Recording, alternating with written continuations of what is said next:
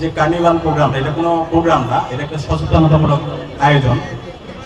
এই যে আমার কোলে যে অবলা প্রাণীটা আছে, তারা তো কথা বলতে পারে না, তাদের অধিকার নিশ্চিত করাটাই হচ্ছে আমাদের দায়িত্ব।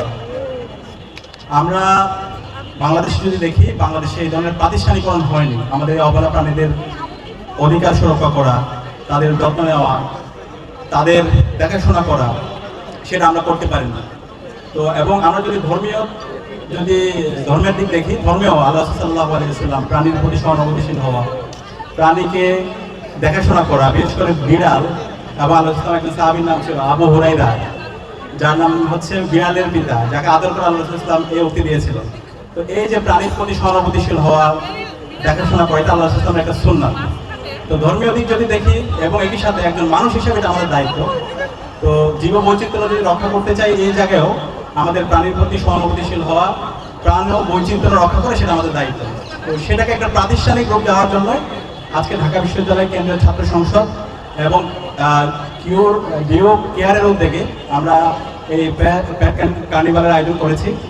আমরা এর মাধ্যমে যে মেসেজটা দিতে চাই, আমাদের প্রাণীর প্রতি অনেক বেশি মমত্ববোধ দেখাতে হবে, আমাদের এই জীব বৈচিত্র্য রক্ষার জন্য আমাদেরকে আন্তরিক হতে হবে।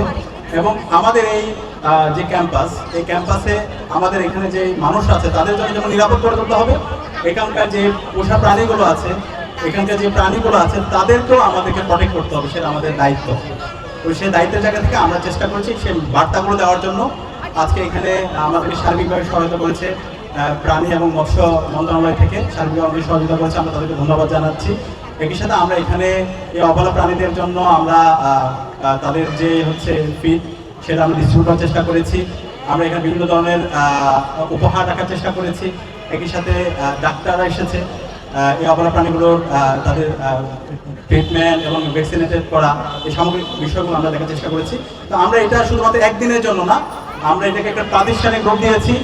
আমাদের একটা ডাকসুর কার্যনির্বাহী সদস্য আনাসিফ মনির এবং আমাদের পরিবেশ ও স্বাস্থ্য সম্পাদক আব্দুল্লাহ মিনহাজের নেতৃত্বে একটা কমিটি হয়েছে।